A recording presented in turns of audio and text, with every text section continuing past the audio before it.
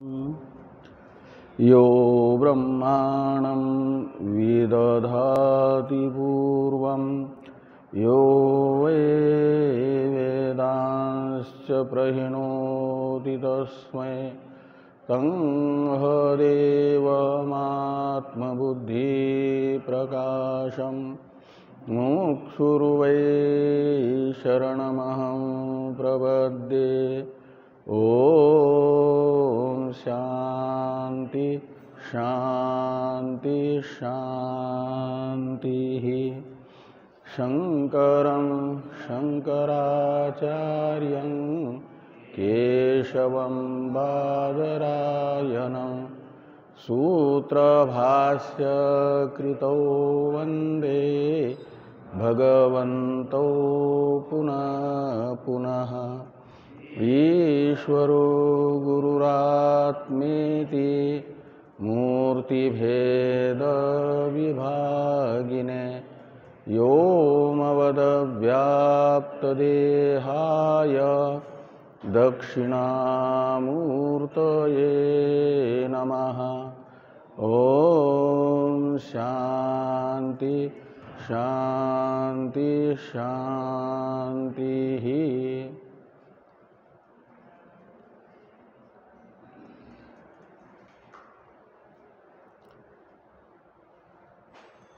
भगवान भाष्यकार के द्वारा विरचित आत्मबोध नामक प्रकरण ग्रंथ की चर्चा हम लोग कर रहे हैं।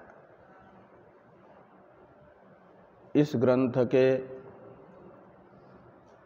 28वें श्लोक तक की चर्चा हम लोग कर चुके हैं। भगवान भाष्यकार ने पूर्व में आत्मा का स्वरूप बताते हुए कहा था कि आत्मा सच्चिदानंद नित्य निर्मल है।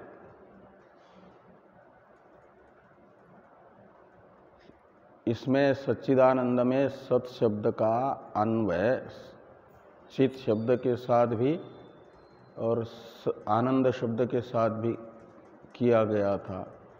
तो सच्चित शब्द का अर्थ है नित्य ज्ञान स्वरूप। चित यानी ज्ञान और सत यानी नित्य अबाधित ज्ञान। ये सच्चित शब्द का अर्थ निकलेगा। सत शब्द का अर्थ होता है नित्य, नित्य होता है अबाधित। जैसे तैत्रीय उपनिषद में बताया गया कि ब्रह्म का क्या स्वरूप है, तो सत्यम ज्ञानम अनंतम ब्रह्म, तो वह सत्य ज्ञान स्वरूप है। ये ज्ञान के विशेषण हैं सत्य और अनंत। ज्ञानम ब्रह्म, ये ब्रह्म का स्वरूप बताया कि ब्रह्म ज्ञान है। ज्ञान है का मतलब चेतन है। तो चेतन तो व्यवहार अवस्था में जितने भी कार्यक्रम संघात हैं उन्हें चेतन ही कहा जाता है। तो चेतन अनेक हो जाएंगे, वो ब्रह्म थोड़ी है। चेतना युक्त कार्यक्रम संघात को कहा जा रहा है चेतन। तो इसलिए कहा कि सत ज्ञान, सत्य ज्ञान ब्रह्म है। इसका अर्थ हुआ कि ज्ञान भी दो प्रकार का है। एक अबाधित ज्ञान, दूसरा बाधित होने वाला ज्ञान। बाधित होने वाला ज्ञान है साभास अंतःकरण की वृत्ति। वो भी व्यवहार अवस्था में ज्ञान कहलाता है। और उस साभास अंतःकरण वृत्ति से विशिष्ट चैतन्य को कहा जाता है चेतन व्यवहार अवस्था में। वह उसका ज्ञान प्रमाता का ज्ञान कहो, ज्ञाता का ज्ञान कहो, बाधित होता है। इसलिए उसे सत्य ज्ञान नहीं कहा जाएगा। उपनिषद की भाषा में सत्य ज्ञान कहो या भगवान भाष्यकार की भाषा में सच्चित कहो। सत्यम ज्ञानम और सच्चित, इन दो शब्दों के अर्थ में क्या अंतर है? दोनों एक ही अर्थ को बताते हैं। उपनिषद ब्रह्म का स्वरूप बता रहा है अबाधित ज्ञान, और भाष्यकार भगवान आत्मा का स्वरूप बता रहे हैं सच्चित, यानी अबाधित ज्ञान। इसका अर्थ है कि शुद्ध आत्मा और शुद्ध ब्रह्म, ये कहने के लिए दो शब्द हैं, लेकिन उनका अर्थ एक ही है। और वहाँ तैत्रीय उपनिषद में एक ज्ञान का विशेषण बताया कि ज्ञान अनंत है। अनंत का अर्थ है, अनंत में अंत शब्द का अर्थ होता है परिच्छेद। अनंत का अर्थ होता है अपरिच्छेद रहित। अनंत यानी अपरिच्छिन्न, परिच्छेद युक्त जो होता है उसे परिच्छिन्न कहते हैं। परिच्छेद रहित होगा उसे कहा जाएगा अपरिच्छिन्न। अनंत शब्द का अर्थ है अपरिच्छिन्न। जो तार्किक आदि हैं वे ईश्वर का ज्ञान नित्य मानते हैं ना।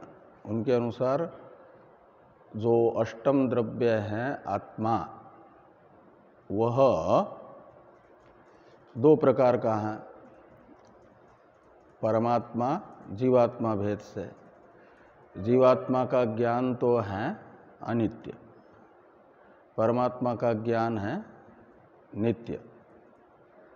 और परमात्मा को सब वस्तु विषय ज्ञान है, यानी सब की फाइल है परमात्मा के पास है। एक कंट्रोल करने वाला पूरे संसार का कंप्यूटर है ईश्वर के पास। उसमें से जिस जीवात्मा की कंप्यूटर की फाइल खोल ले तो उसका पूरा लेखा जोखा अनादिकाल से असंख्य जो कल्प बीत गए हैं उनका क्या वो जमा खर्च है वो सब देखते हैं। का मतलब प्रत्येक जीवात्मा के सब विशेषताओं का ज्ञान परमात्मा को है, तो नित्य ज्ञान है और विषय भेद से अनेक है। तो सत्यम ज्ञानम कहने से तार्किकों की भाषा में अबाधित ज्ञान परमात्मा का है और वो विषय भेद से अनेक है, परिच्छिन्न है।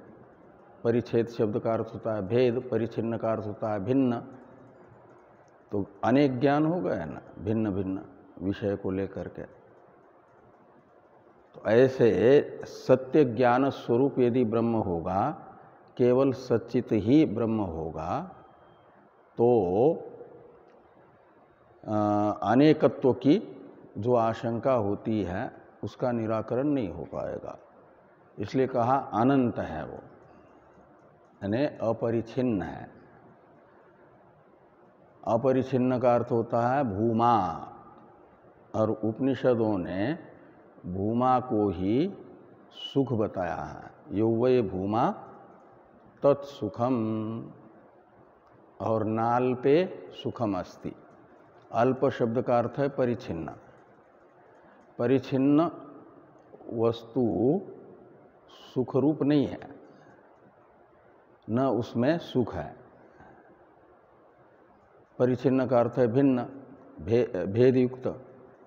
तो भेद युक्त में यानी द्वैत में भेद में सुख नहीं है, नाल्पे सुखम अस्ति। और भूमा का अर्थ होता है भेद रहित, अपरिचिन्न, वही सुख स्वरूप है। तो उसे दिखाने के लिए तैत्रीय में है अनंत शब्द, अपरिच्छिन्न को बता रहा है, परिच्छेद रहित को बता रहा है। परिच्छेद होता है देशतः, कालतः और वस्तुतः। सत शब्द ने कालतः परिच्छिन्नता को दूर कर दिया। केवल सत शब्द कालतः परिच्छिन्नता का व्यावर्तक होगा। कालतः का अर्थ होता है काल निमित्तक, जो अनित्य वस्तु होती है, किसी समय रहती है, किसी समय नहीं रहती है, उसे कहा जाता है कालतः परिच्छिन्न। ऐसा ब्रह्म कालतः परिच्छिन्न नहीं है, ये कौन बताएगा? सत शब्द। लेकिन तार्किकों के परमाणु वे भी कालतः अपरिच्छिन्न है, सत है। वे हमेशा रहते हैं, पृथ्वी जल तेज वायु के परमाणु। और विभू जो द्रव्य है वो भी हमेशा रहते हैं। तो कालतः अपरिच्छिन्नता तार्किकों के परमाणुओं में भी है, लेकिन देशतः अपरिच्छिन्नता नहीं है, वो परिच्छिन्न है, व्यापक नहीं है। विभू द्रव्यों में कालतः भी अपरिच्छिन्नता है, देशतः भी अपरिच्छिन्नता है। देशतः अपरिच्छिन्न उसे कहा जाता है जो सर्वत्र रहता है। देशतः परिच्छिन्न उसे कहा जाएगा जो एक स्थान पर है, दूसरे स्थान पर नहीं है, उसे कहा जाएगा देशतः परिच्छिन्न। जो विभू द्रव्य है वे देशतः भी अपरिच्छिन्न है, कालतः भी अपरिच्छिन्न है। इसलिए आत्मा का यदि केवल सत्यम यानी सच्चित इतना ही विशेषण देते हैं, उसे आनंद स्वरूप नहीं बताते, तो विभू द्रव्यों में भी लक्षण घटेगा। कालतः अपरिच्छिन्नता, देशतः अपरिच्छिन्नता उनमें भी होने से। लेकिन जितने विभू द्रव्य हैं चार तार्किकों के, कौन कौन? आकाश, काल, दिशा, आत्मा। इन चारों में परस्पर भेद है कि नहीं? एक दूसरे से वे भिन्न है। इसलिए एक प्रकार से वस्तुतः परिच्छिन्नता है उनमें। तीसरा परिच्छेदक होता है वस्तु, देश काल वस्तु। तो देश और काल रूपी परिच्छेदक विभू द्रव्यों का न होने पर भी वस्तु परिच्छेदक हो जाएगी और उन्हें कहा जाएगा वस्तुतः परिच्छिन्न। आकाश दिशा नहीं है, दिशा आत्मा नहीं है, आत्मा काल नहीं है। तो इस प्रकार ये इनका आपस में भेद रह रहा है। जो अन्य समान सत्ताक वस्तु होगी, जिसके सत्ता के समान सत्ता वाली दूसरी वस्तु होगी, ऐसी वस्तु में वस्तुतः परिच्छिन्नता रहती है। आकाश, काल, दिशा, इन चारों विभू द्रव्यों की सत्ता समान है कि नहीं? जैसे स्वतंत्र सत्ता आपके आकाश की है, आत्मादि बाकी तीन विभू द्रव्य की सत्ता सापेक्ष सत्ता नहीं है। निरपेक्ष अन्य सत्ता, निरपेक्ष सत्तावान आकाश भी है, काल भी है, दिशा भी है, आत्मा भी है। तो समान सत्ता वाले हुए, उनका जो एक दूसरे में भेद रह रहा है उन्हें कहा जाएगा वस्तुतः परिच्छेद, उस भेद को कहा जाएगा।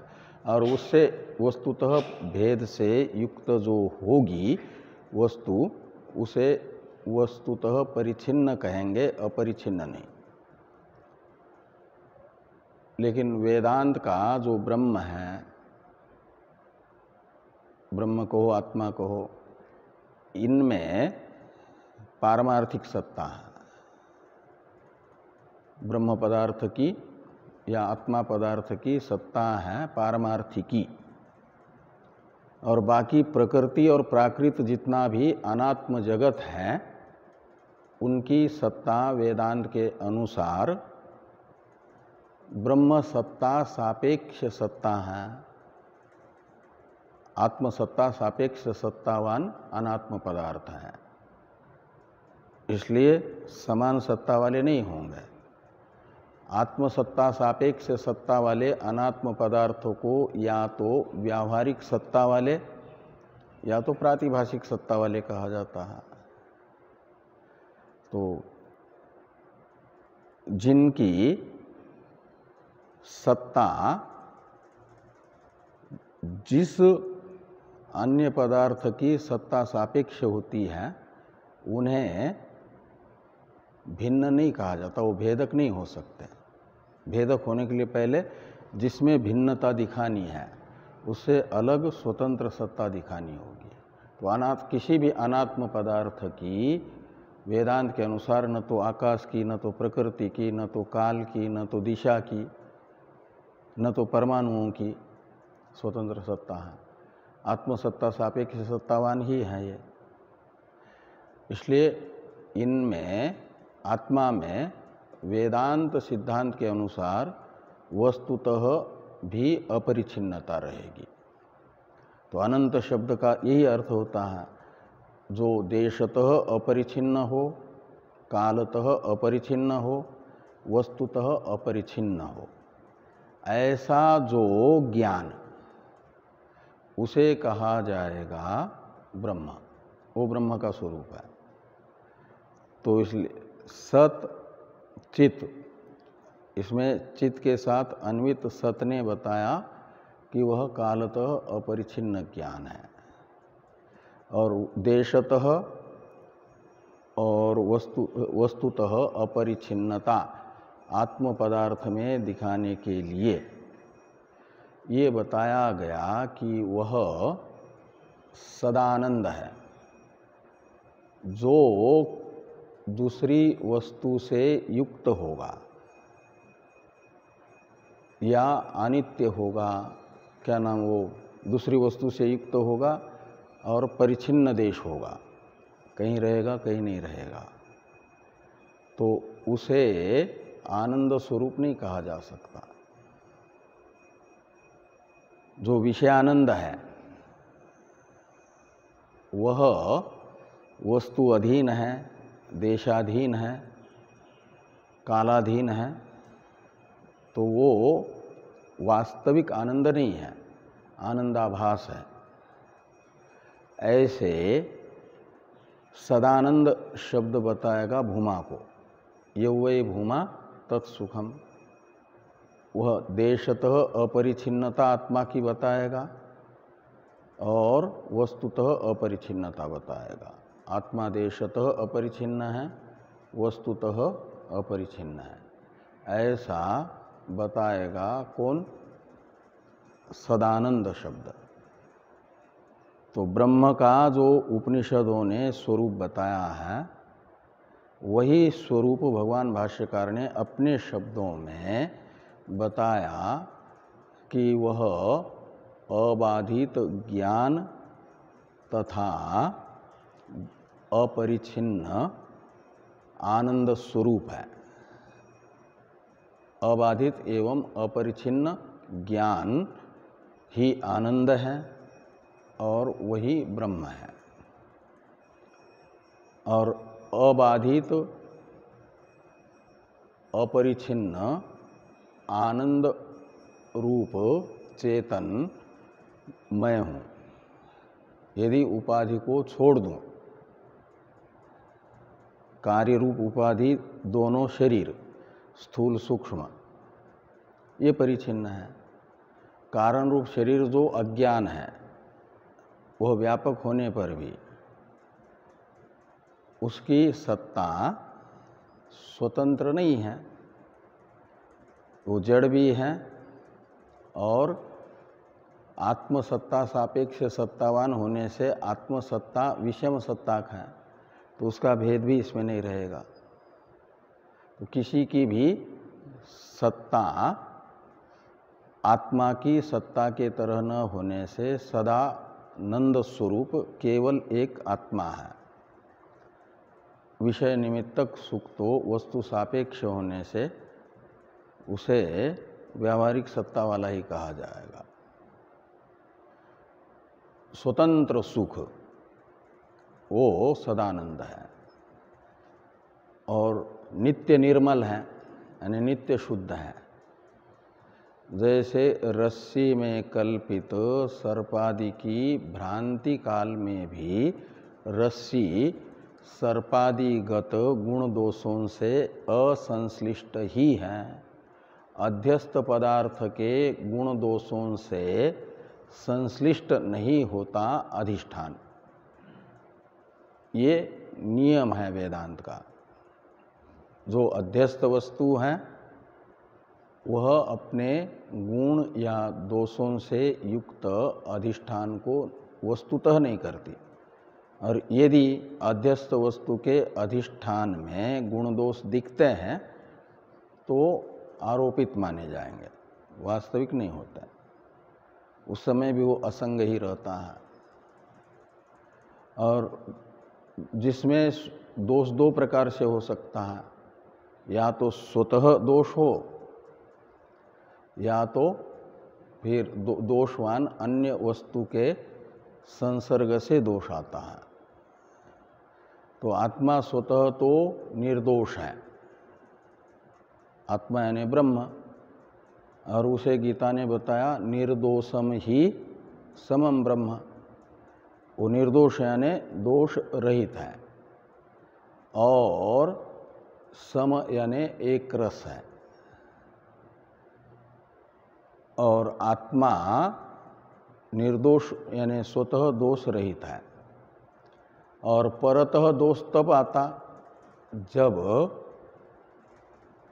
जो अन्य वस्तु है, पर शब्द का अर्थ आत्मा की सत्ता के तरह स्वतंत्र सत्तावती होती, तो ऐसे है ही नहीं, किसी के साथ उसका संसर्ग ही नहीं होता। समान सत्ताक पदार्थों का ही आपस में संसर्ग बनता है, संबंध होता है। तो आत्मा और बाकी प्रकृति तथा प्राकृत जगत रूपी अनात्मा समान सत्ताक न होने से उनका वास्तविक संसर्ग नहीं होगा आपके आत्मा के साथ, इसलिए आत्मा असंग ही रहेगा। ये यहाँ पर बताया गया नित्य निर्मलता शब्द से भाष्यकार भगवान ने पूर्व में। तो ये जो आत्मा का स्वरूप है नित्य ज्ञान स्वरूप, जो नित्य ज्ञान स्वरूप होगा उसे प्रकाशित होने के लिए अन्य ज्ञान की अपेक्षा नहीं रहेगी।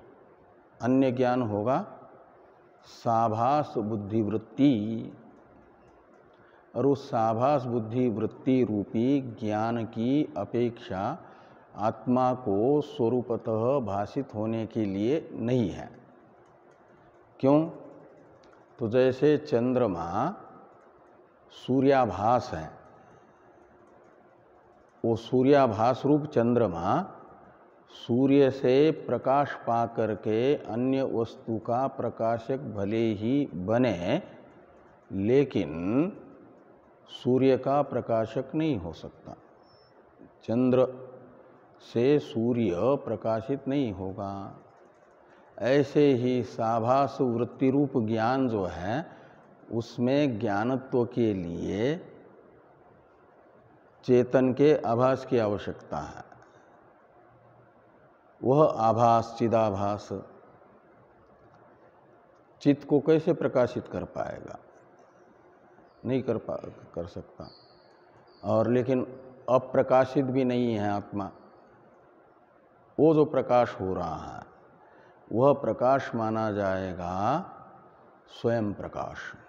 तो आत्मा अपने प्रकाश में यानी भाषित होने में अन्य प्रकाश की अपेक्षा नहीं करता का अर्थ है वह स्वयं प्रकाश है। जैसे एक दीप को अपने भासमानता में दीपांतर की अपेक्षा नहीं है। ये 28वें श्लोक में आत्मा की स्वयं प्रकाशता बताई गई। अब 29वें श्लोक में ये बताया जा रहा है कि आपने कहा कि आत्म प्रकाश में बुद्धि वृत्त्यादि की जरूरत नहीं है, किसी की भी जरूरत नहीं, आत्मा स्वयं ही भाषित हो रहा है, स्वयं प्रकाश है। तो फिर बुद्धियादि जो प्रत्यक्ष व्यावहारिक प्रमाण है, प्रत्यक्षादि, उन प्रमाणों से गम्य आत्मा नहीं है, तो आत्मावबोधक प्रमाण कौन है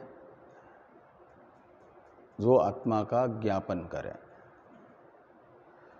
तो कहते हैं घटादि वस्तुओं का ज्ञापक माना जाता है चक्षुरादियों को, क्योंकि चक्षुरादि के माध्यम से घटादि विषयाकार वृत्ति बनती है और वह घटादि को अनावृत करती है, और वे जड़ होने से उस घटाद्याकार वृत्ति सच्चिदाभास रूपी फल से उनमें भासमानता आती है, वो वृत्ति फल व्याप्ति है। तो आत्मा को फल व्याप्ति की तो आवश्यकता नहीं है, जड़ पदार्थ को वृत्तिस्थ चिदाभास रूपी फल की व्याप्ति की अपेक्षा होती है प्रकाशित होने के लिए। लेकिन आत्मा चेतन होने से अपने भासमानता में उस फल की भी अपेक्षा नहीं करेगा। तो भ्रांत पुरुषों को भी आत्मा का वास्तविक स्वरूप भी ज्ञात होना चाहिए, अज्ञानी को भी। ये जो आशंका होती है,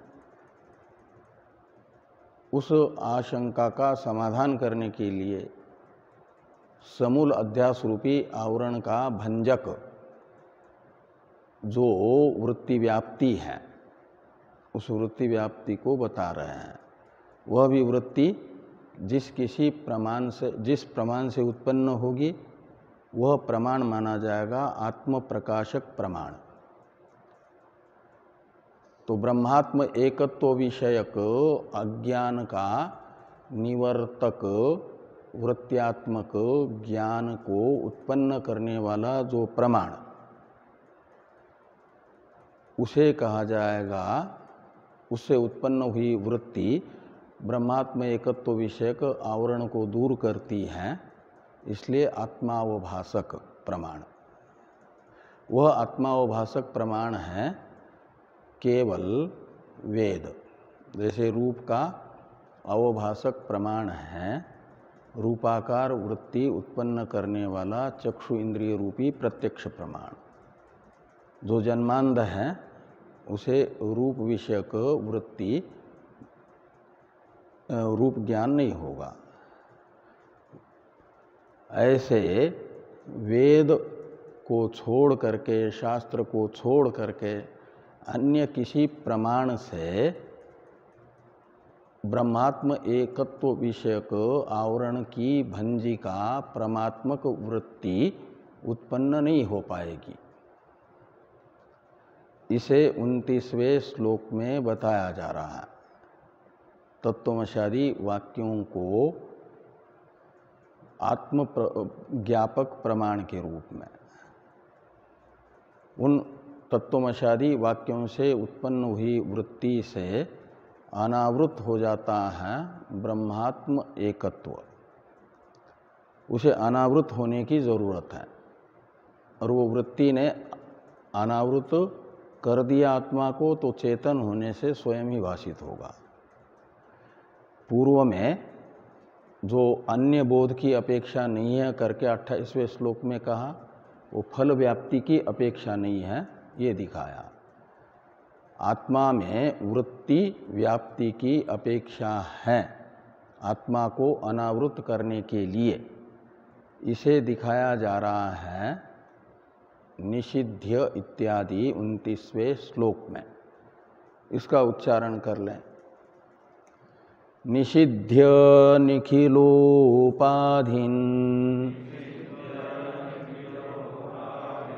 नेति नेतीति वाक्यतः विद्यादैक्यं महावाक्यैर् जीवात्म परमात्मनोः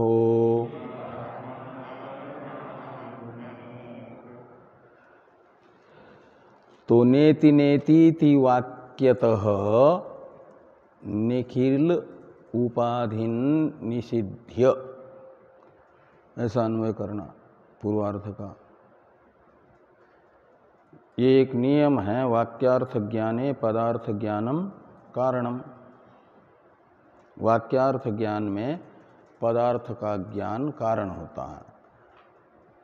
वाक्यार्थ को वही व्यक्ति ठीक से समझ सकता है जिसे वाक्य में प्रयुक्त पदार्थों का सम्यक ज्ञान है। वाक्यार्थ किसको कहा जाता है?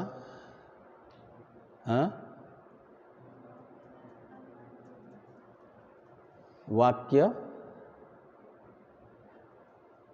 आवाज कम आ रही है आपकी, क्या कह रही है? वाक्यार्थ किसको कहा जाता है? वाक्य में प्रयुक्त पदार्थों का जो परस्पर अन्वय है वह वाक्यार्थ कहलाता है। वाक्यार्थ किसको कहेंगे? वाक्य में प्रयुक्त जो अलग अलग पद हैं उनका जो अर्थ होगा, उसका जो परस्पर अन्वय यानी संबंध है, वो संबंध होता है वाक्यार्थ। वाक्य में प्रयुक्त पदार्थों का परस्पर अन्वय वाक्यार्थ कहलाएगा। और उस अन्वय को समझने के लिए जिन पदार्थों का अन्वय है उन पदार्थों का ज्ञान जरूरी है। तो तत्त्वमसि वाक्यार्थ को समझने के लिए तत्त्वमसि वाक्य में प्रयुक्त जो तत्पदार्थ हैं, तत्पद हैं, त्वम पद हैं, इनके अर्थ को समझना आवश्यक है। तो तत्पदार्थ और त्वम पदार्थ क्या होगा और वाक्यार्थ क्या होगा? तो तत् और त्वम इन दो पदों में समानाधिकरण प्रयोग है ना। समानाधिकरण किसको कहा जाता है? पदों को एक दूसरे का समानाधिकरण पद तब कहा जाएगा जब एक वाक्य में एक विभक्त्यंत जितने पद हैं उनको कहा जाता है एक दूसरे के समानाधिकरण पद। एकार्थवाचकत्वम समानाधिकरण्यम।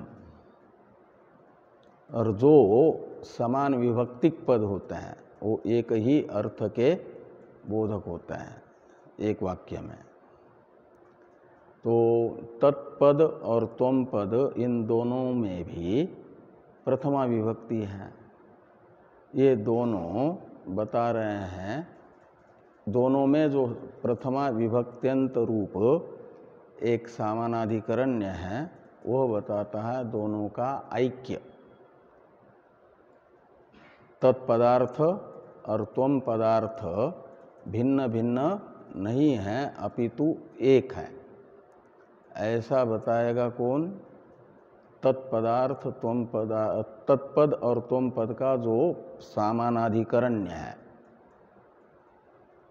वो बताता है दोनों एक है। उन दोनों में ऐक्य रूप अन्वय है।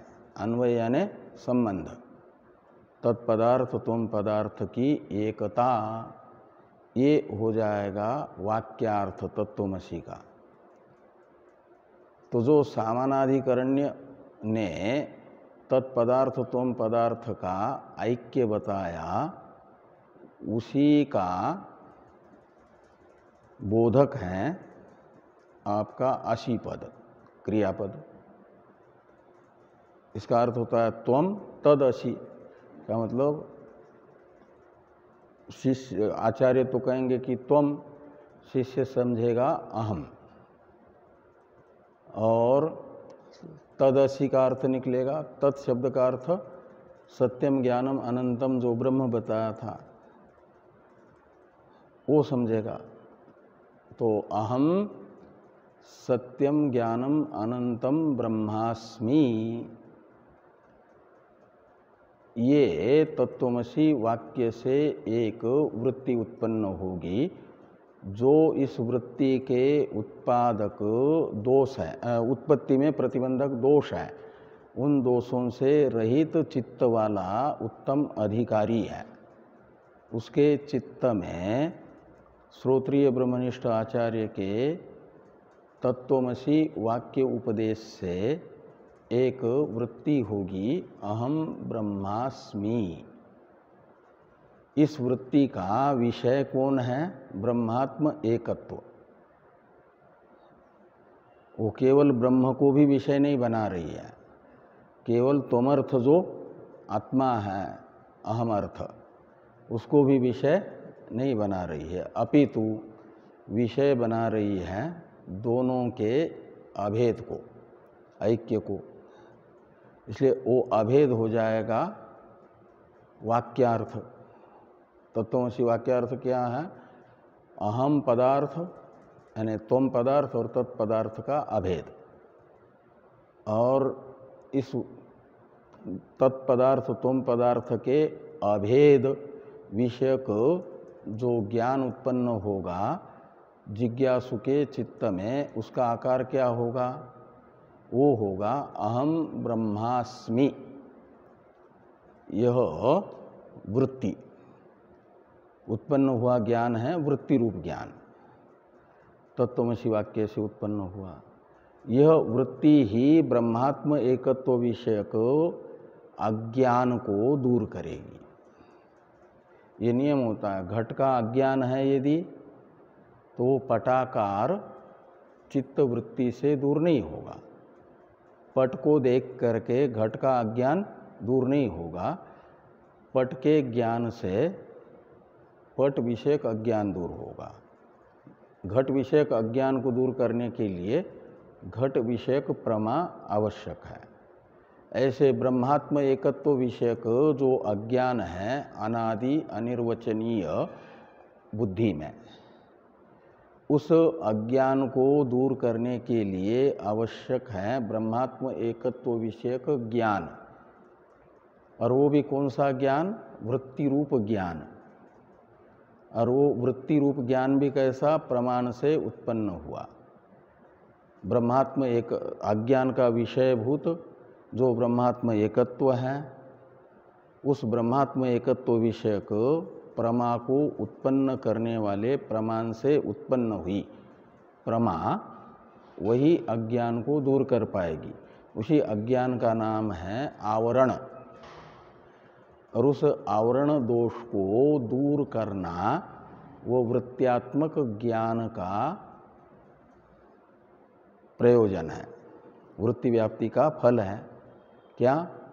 कि अनावृत विषय हो गया, विषय की अनावृतता ये के लिए वृत्ति व्याप्ति की आवश्यकता जड़ और चेतन उभय को होती है। चाहे वो प्रमेय जड़ हो या प्रमेय चेतन हो, ज्ञात होने के लिए पहले उसे अनावृत करना जरूरी है। अनावृत होने के बाद फिर फल व्याप्ति की आवश्यकता किसको है और फल व्याप्ति की आवश्यकता किसको नहीं है, इसका विवेचन करते हुए ये स्पष्ट होगा कि जो जड़ होगा उसे फल व्याप्ति की भी आवश्यकता होगी। उसमें फल व्याप्ति में फल है उस वृत्तिस्थ चिदाभास, घटाकार वृत्ति, और घटाकार वृत्ति को तो कहा व्याप्ति वृत्ति, उसने घट को अनावृत कर दिया, और घटाकार वृत्तिस्थ चिदाभास को कहा जाता है फल, और उसकी व्याप्ति यानी संबंध जब बना घट के साथ तो घट हो गया भासमान, उसमें एक विशेषता आई भासमानता। तो जड़ पदार्थ में भासमानता ये फल व्याप्ति का प्रयोजन है, वो भाषित होगा, नहीं तो अनावृत होने मात्र से भाषित नहीं होगा, उसे चिदाभास की आवश्यकता है। और ये जो आत्मा है वो सच्चित है, सच्चित होने से, नित्य ज्ञान स्वरूप होने से, नित्य चेतन होने से उसे चेतनाभास रूप जो चिदाभास है, अहम ब्रह्मास्मि स्मृतिस्थ चिदाभास रूपी फल, उसकी आवश्यकता नहीं होगी, फल व्याप्ति की जरूरत नहीं, वो स्वयं प्रकाशित होगा। लेकिन अनावृत होने पर, और उसे अनावृत करेगा तत्त्वमसि वाक्य से उत्पन्न हुआ अहम ब्रह्मास्मि ये बोध, वृत्ति रूप ज्ञान, इसे यहाँ पर कह रहे हैं। लेकिन ये वृत्ति रूप ज्ञान भी होगा किसको? ब्रह्मात्म एकत्व विषयक, ब्रह्मात्म एकत्व विषयक ज्ञान, वृत्त्यात्मक ज्ञान को कहा गया वाक्यार्थ ज्ञान। और इस वाक्यार्थ ज्ञान की उत्पत्ति में आवश्यकता है पदार्थ ज्ञान की। तत्पद का और त्वम पद का जो वाच्यार्थ है वो तो अलग अलग है। तत्पद का वाच्यार्थ है सर्वज्ञ सर्वशक्तिमान परमेश्वर, और त्वम पद का वाच्यार्थ है अल्पज्ञ अल्पशक्ति जीव। तो जो सर्वज्ञत्व अल्पज्ञत्व रूप परस्पर विरुद्ध धर्माक्रांत है, धर्म से युक्त है, उनका परस्पर ऐक्य कैसे होगा, दोनों का अभेद कैसे होगा? सर्वशक्तिमान और अल्पशक्तिमान का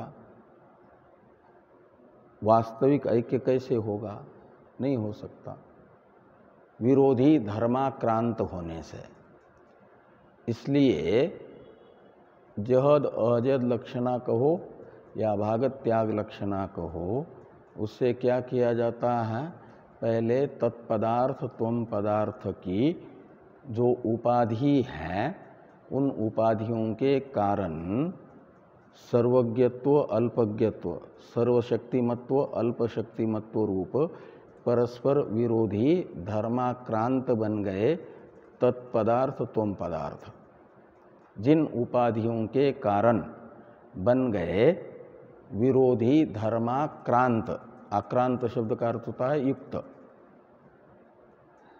विशिष्ट, उन उपाधियों को और उनसे उपहित चेतन को करना होगा पृथक पृथक।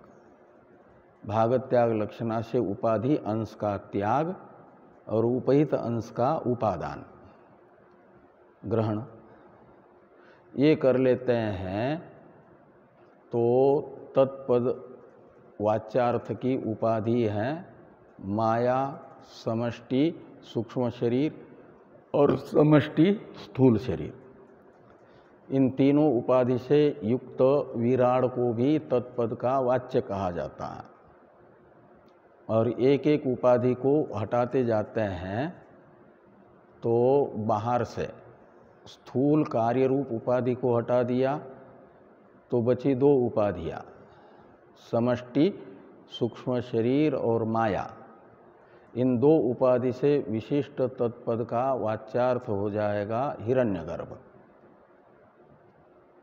और समष्टि सूक्ष्म शरीर को भी अलग करके जो बचा माया रूप एक कारण उपाधि, उससे विशिष्ट चैतन्य को कहा जाएगा तत्पद का वाच्यार्थ ही।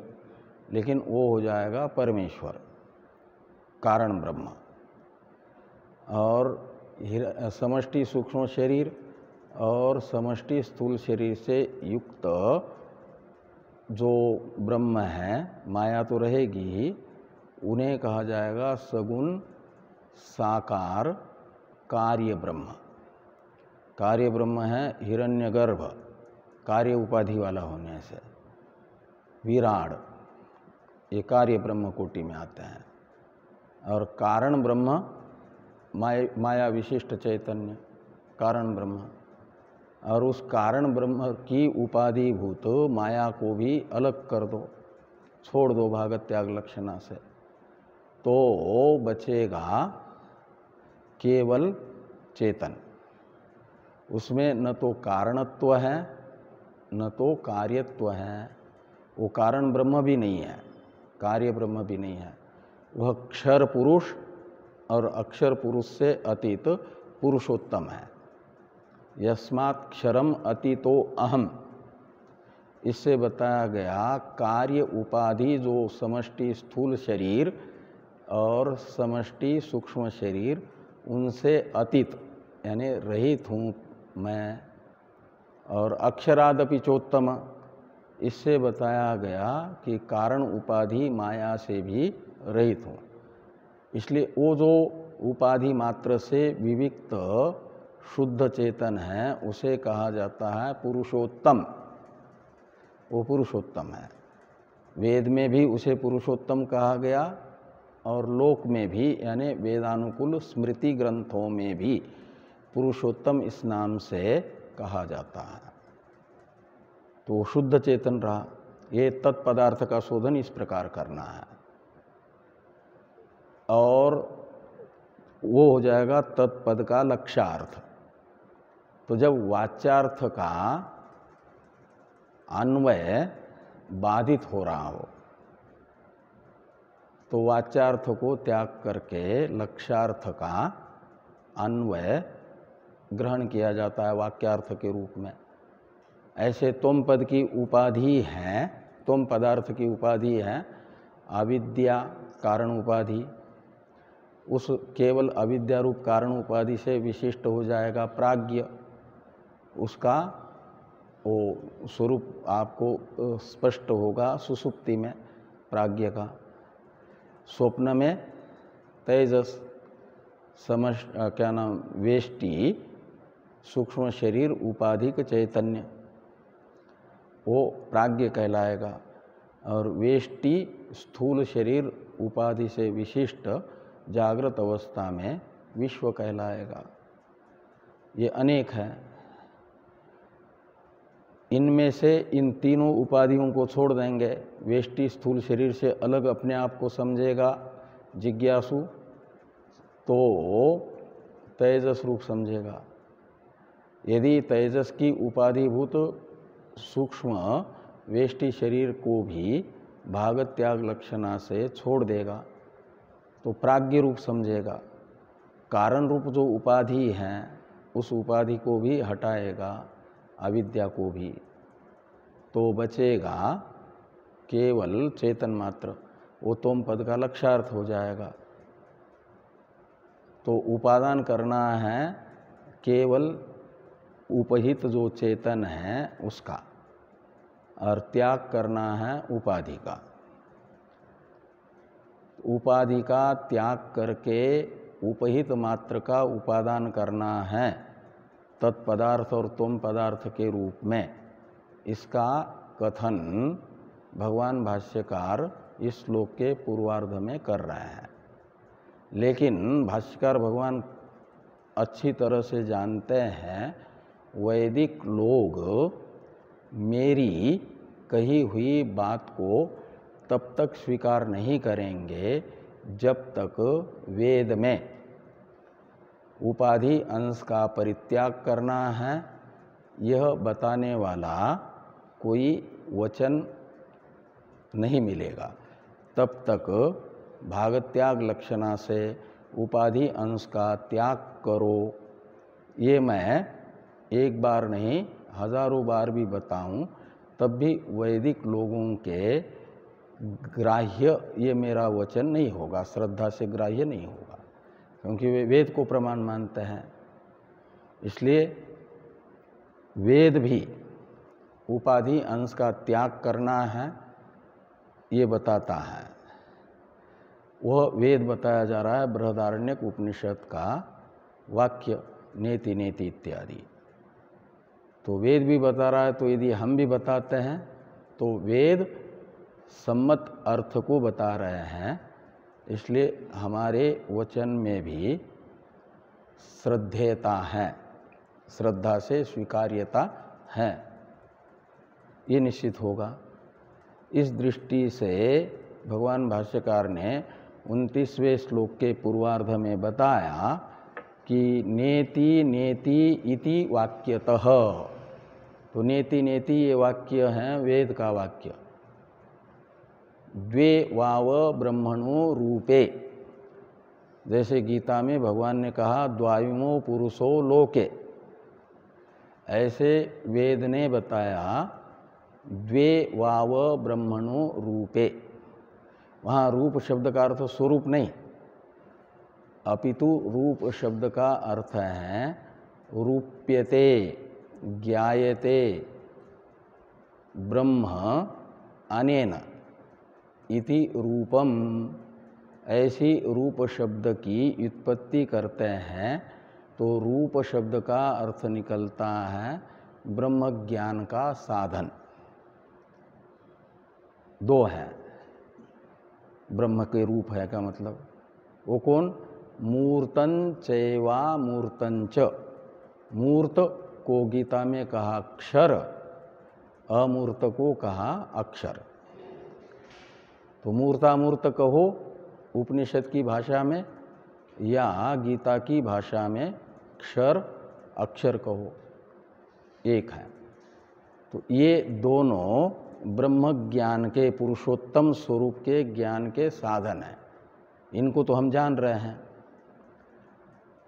और जो जानने में आ रहा है वह जिसके जानने में आ रहा है उससे भिन्न होगा। प्रकाश्य प्रकाशक से अलग है, प्रकाश्य प्रकाशक से अलग है।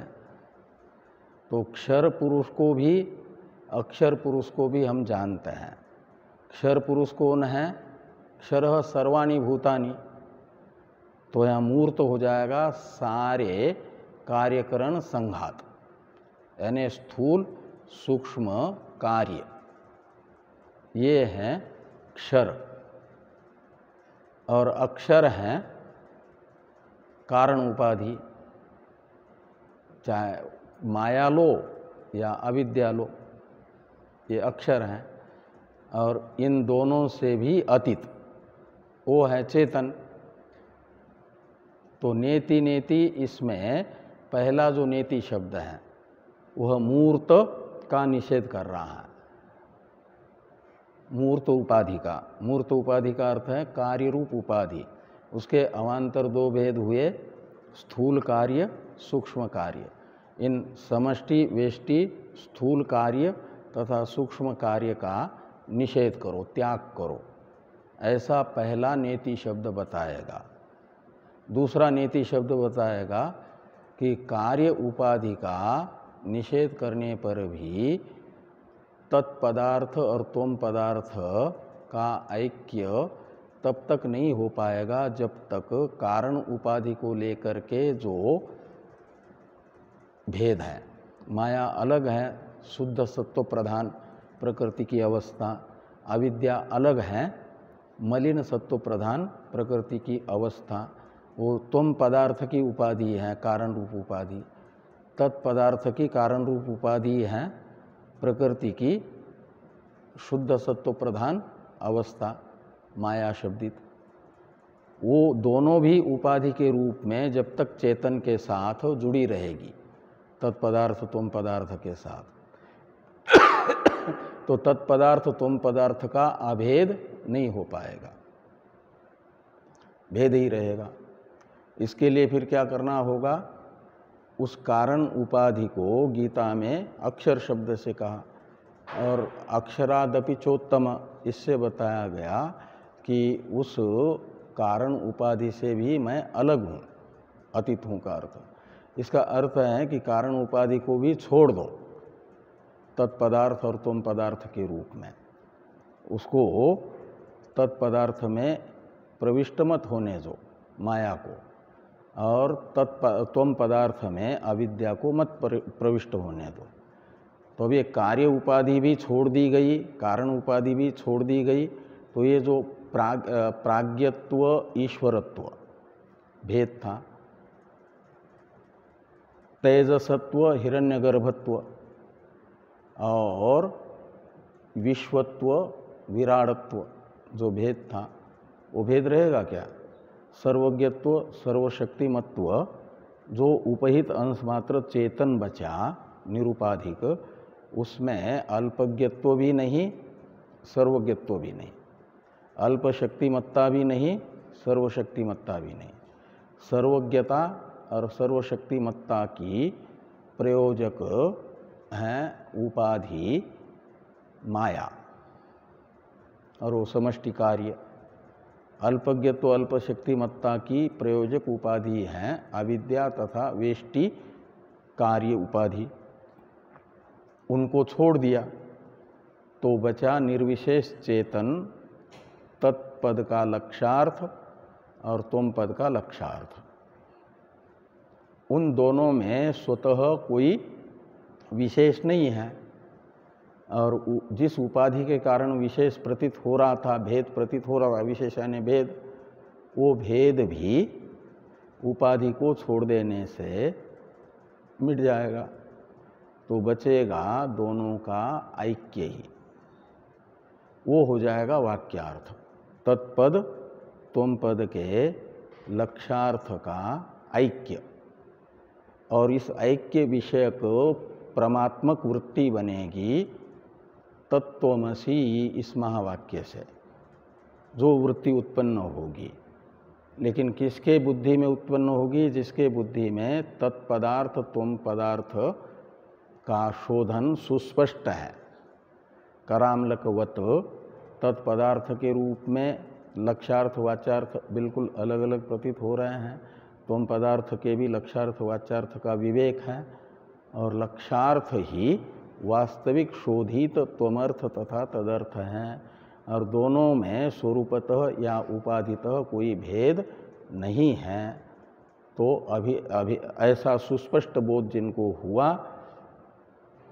ये हुआ पदार्थ ज्ञान, और वो वाक्यार्थ ज्ञान में उपयोगी हुआ। वो जो लक्ष्यार्थ में स्वतः या उपाधितः भेद नहीं है, अभेद है, ये वाक्यार्थ होगा अहम ब्रह्मास्मि, ये स्वरूप रहेगा वाक्यार्थ ज्ञान का।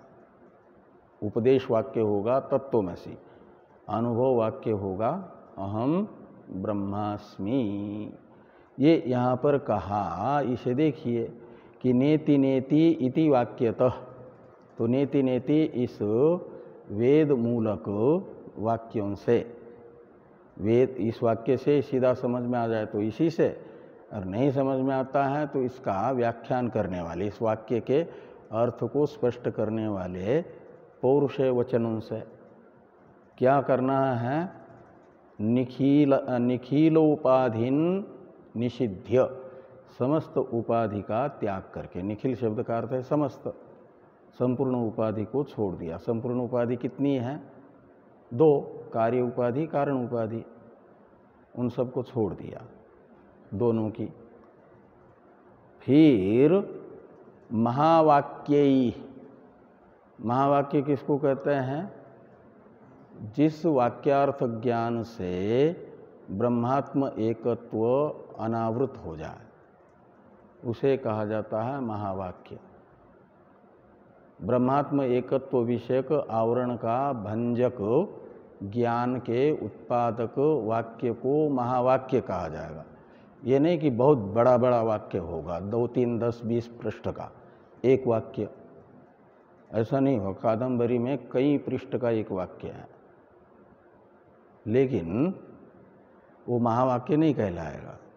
ये तो यहाँ लिखे 4 वाक्य, महावाक्य तो और भी हैं, लेकिन प्रसिद्धि ये 4 वाक्यों की है। कितने छोटे छोटे हैं बाकी वाक्यों की अपेक्षा, लेकिन इन छोटे वाक्यों के अर्थ का अनुभव होते ही ब्रह्मात्म एकत्व तो अनावृत हो जाता है, आवरण का भंग होता है। आवरण का भंग ही मोक्ष है, ज्ञान का फलभूत मोक्ष है समूल अध्यास की निवृत्ति। समूल अध्यास ही आवरण है, उसका भंग हुआ, निवृत्ति हुई, बाद हुआ, तो फिर एक बार ब्रह्मात्म एकत्व अनावृत हो जाए तो जीवन मुक्ति तथा विधेय मुक्ति को कोई रोक नहीं सकता। किसी का सामर्थ्य नहीं है कि जिसका ब्रह्मात्म एकत्व अनावृत हो गया उसको मुक्त होने से रोके। ईश्वर भी समर्थ नहीं इसमें, क्योंकि वो ईश्वर को ही मैं के रूप में अनुभव कर रहा है, तो ईश्वर अपनी नित्य मुक्तता को कैसे छोड़ पाएगा? छोड़ेगा तो बद्ध हो जाएगा। तो उसका मोक्ष तो फिर नित्य जो मोक्ष होता है वो होता ही है। तो इसलिए यहाँ पर कहा महावाक्य, बहुवचन इसीलिए है कि ब्रह्मात्म एकत्व के बोधक जितने वाक्य हैं वे महावाक्य हैं। उनमें से किसी भी एक वाक्य से क्या होगा? जीवात्म परमात्मनोहो ऐक्यम विन्द्यात। सब जगह विन्द्यात ही है कि विद्यात है? दूसरे पुस्तकों में भी ये तो कैलाश की तो विन्द्यात लिखा ही है, बाकी में दूसरे प्रकाशन की किसी के पास भी नहीं है। उसमें क्या है? विन्द्यात ही है। न है कि नहीं वी और द्या के बीच में है? दूसरे प्रकाशन में ये तो कैलाश की है।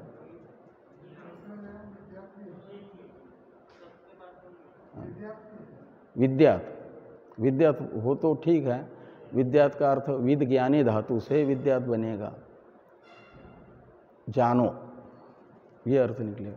और विन्द्यात यदि है तो विद्रली लाभे से विन्द्यात बनेगा, प्राप्त करो, ब्रह्मात्म एकत्व को प्राप्त करो। तो नित्य प्राप्त की प्राप्ति होती है उसकी अनुभूति, इसलिए विन्द्यात का भी अर्थ निकलेगा अनुभवेत, विद्यात का भी अर्थ निकलेगा अनुभवेत। अब दो में से अर्थ में कोई बात नहीं है, लेकिन धातु भिन्न भिन्न होगा। एक में होगा विद्रली लाभे, यदि न से युक्त पाठ है तो उसमें विद्रली लाभे धातु का अर्थ निकलेगा, विन्द्यात का अर्थ निकलेगा प्राप्नुयात। और प्राप्त करो, प्राप्त करने का अर्थ है नित्य प्राप्त की प्राप्ति क्या होती है? उसकी अनुभूति है।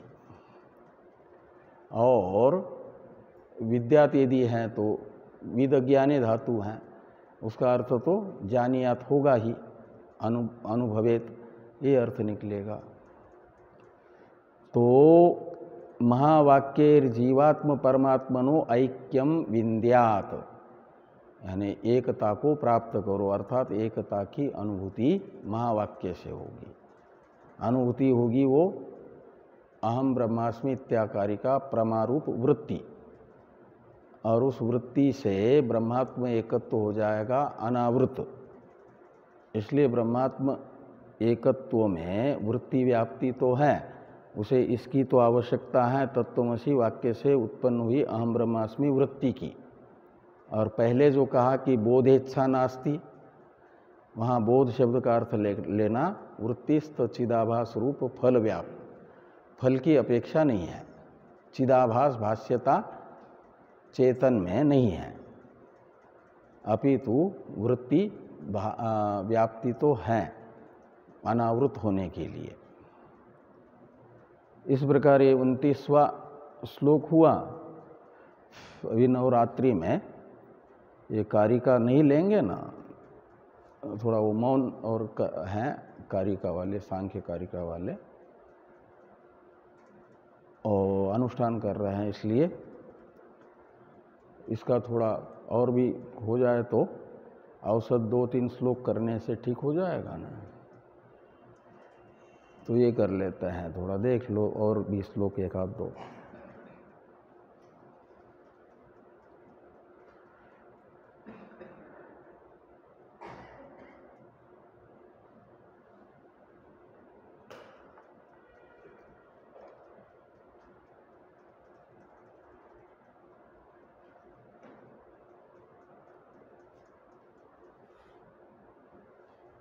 तो आत्मात्मा का विवेक अर्थात त्वम पदार्थ तत्पदार्थ शोधन ब्रह्मात्म एकत्व ज्ञान के लिए आवश्यक है, इसका स्पष्टीकरण आगे वाले श्लोकों में किया जा रहा है। उनमें से 30वें श्लोक में बताया जा रहा है त्वम पदार्थ का विवेक कैसे जरूरी है, आत्मात्म विवेक। आविद्यकं शरीरादि दृश्यं बुद्बुदवत्क्षरम् एतद्विलक्षणं विन्द्यात् अहं ब्रह्मेति निर्मलम्।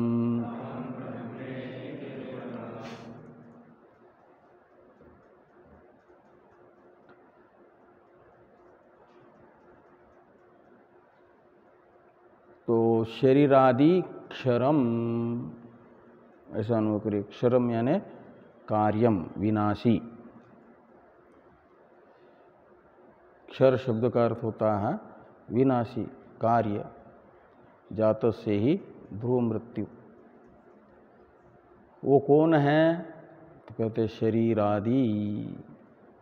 शरीरादि क्षर हैं, विनाशी हैं, क्षर उपाधि है, मूर्त उपाधि है। कैसा क्षर है शरीरादि, इसे समझाने के लिए बीच में दृष्टांत बताया। बुद्बुदवत, बुद्बुद कहा जाता है ये जो जल में बहते हुए या कहीं पर भी जल में थोड़ा हवा आ जाती है तो बुलबुले निकलते हैं ना, उनको संस्कृत में बुद्बुद कहा जाता है। तो वो जो जल के बुलबुले हैं वो उनकी अविनाशिता कब तक है? जब तक उसमें से हवा निकल नहीं जाती। कितने वर्षों के बाद निकलती है, कोई ठिकाना है? एक आध 2 मिनट टिके तो कहा जाता है बहुत लंबी आयु पाली उस बुलबुले ने, नहीं तो क्षण के बहुत अल्प हिस्से में ही वो निकल आता है, उसमें से वायु फट जाता है, समाप्त हो जाता है। ऐसे ये जो शरीर आदि हैं बुध के तरह हैं, यानी विनाशी हैं। कब इसमें से प्राणवायु निकल जाए और इसका क्षर हो जाए, विनाश हो जाए, पता नहीं चलता। तो बुलबुले जैसे क्षर हैं, ऐसे ये शरीर आदि भी क्षर हैं। और कैसे हैं शरीर आदि अनात्म पदार्थ, जिनका वेद नेति नेति वाक्य से निषेध करने के लिए बता रहा है। भाग त्याग लक्षणा से त्याज्य अंश जिसको बता रहा है, वे शरीर आदि दृश्य हैं।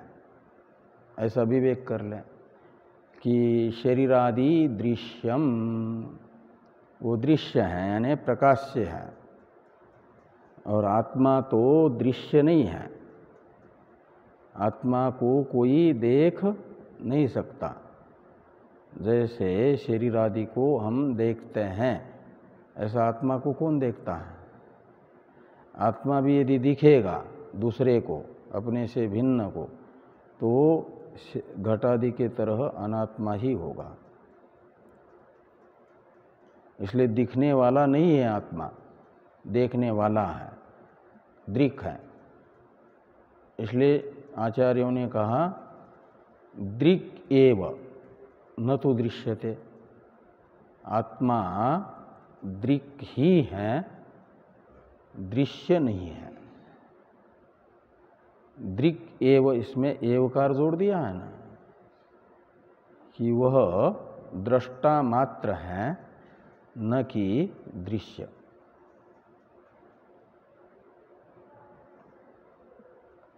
तो दृश्य ही नहीं रहेगा। दृश्य मात्र का समापन होने के बाद फिर दृष्टा रहेगा कि नहीं रहेगा? हाँ?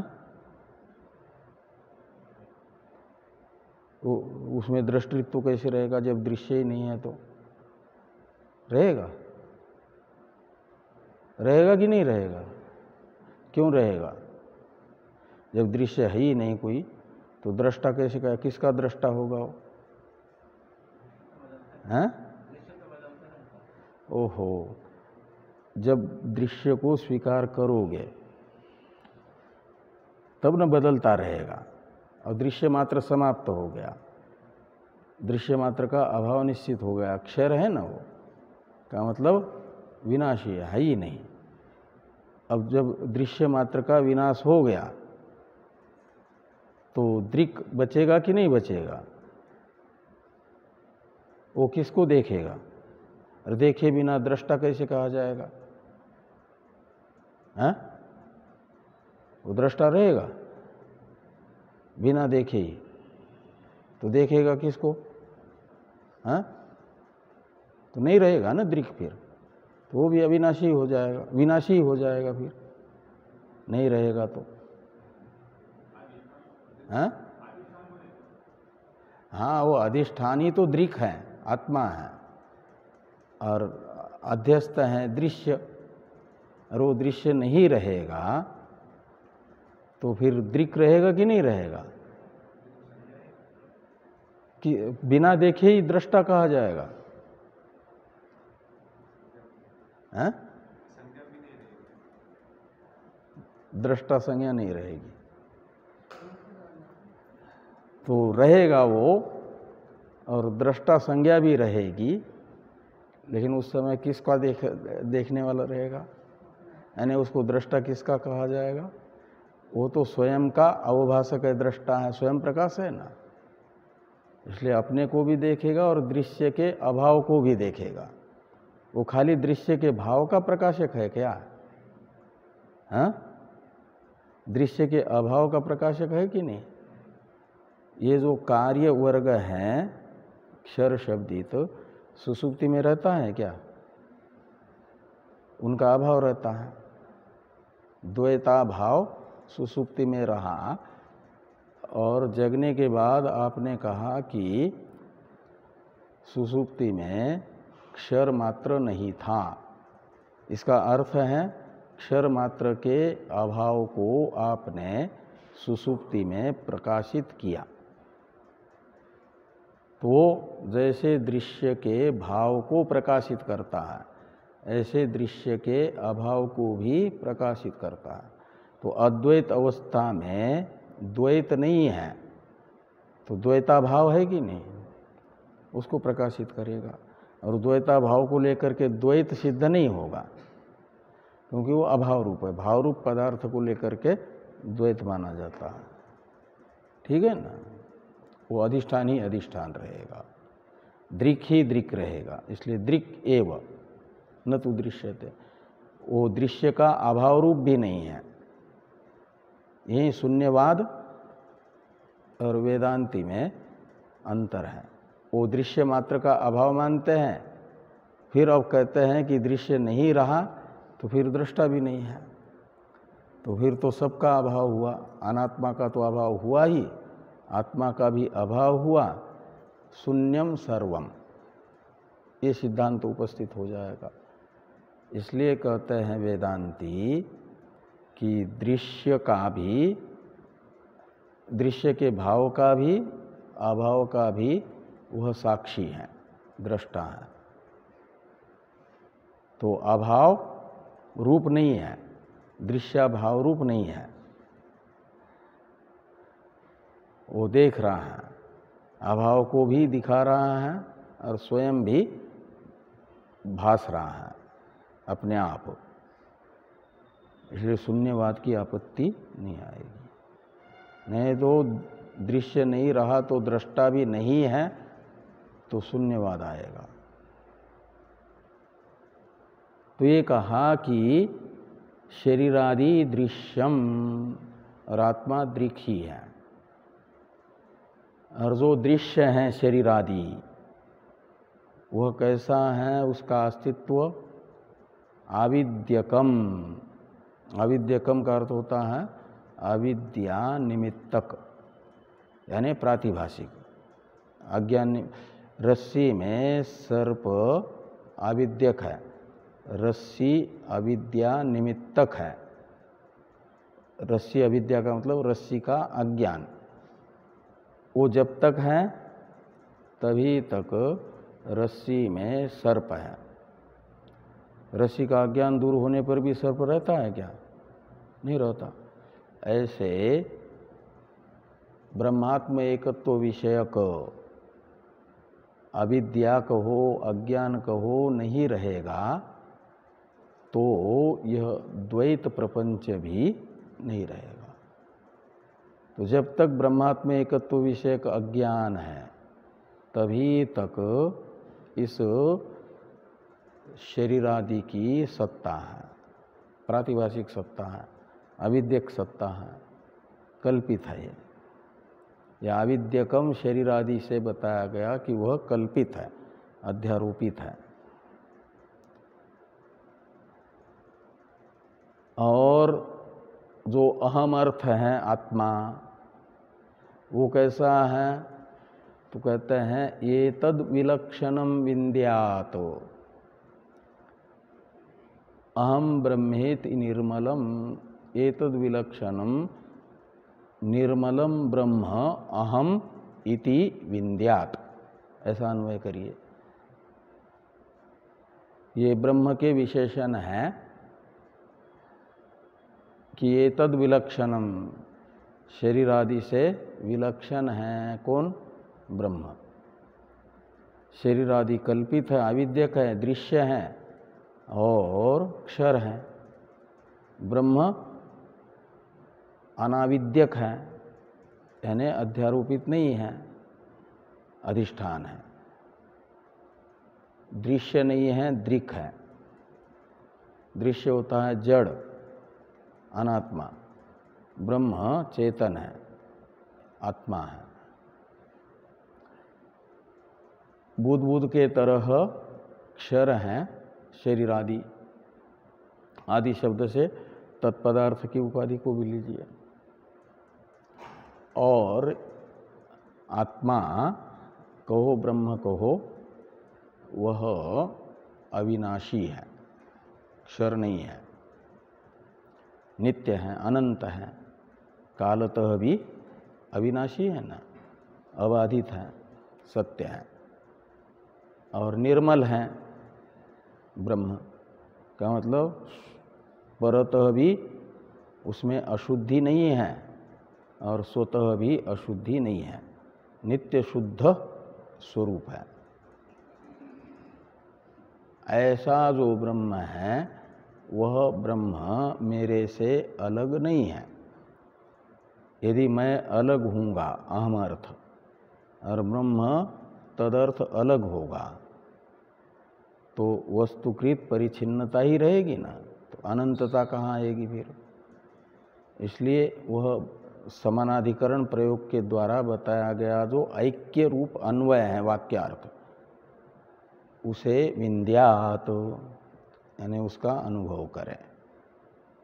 तो एतत् विलक्षणम निर्मलम ब्रह्म अहम इति विन्द्यात, ये मैं हूँ, ऐसा अनुभव करे, ये अर्थ निकलेगा। इस प्रकार ये 30वें श्लोक की चर्चा संपन्न होती है। बाकी की चर्चा हम लोग कल करते हैं। ओम पूर्णमदः पूर्णमिदं पूर्णात् पूर्णमुदच्यते पूर्णस्य पूर्णमादाय पूर्णमेवावशिष्यते। ओम शांति शांति शांति। शंकरं शंकरा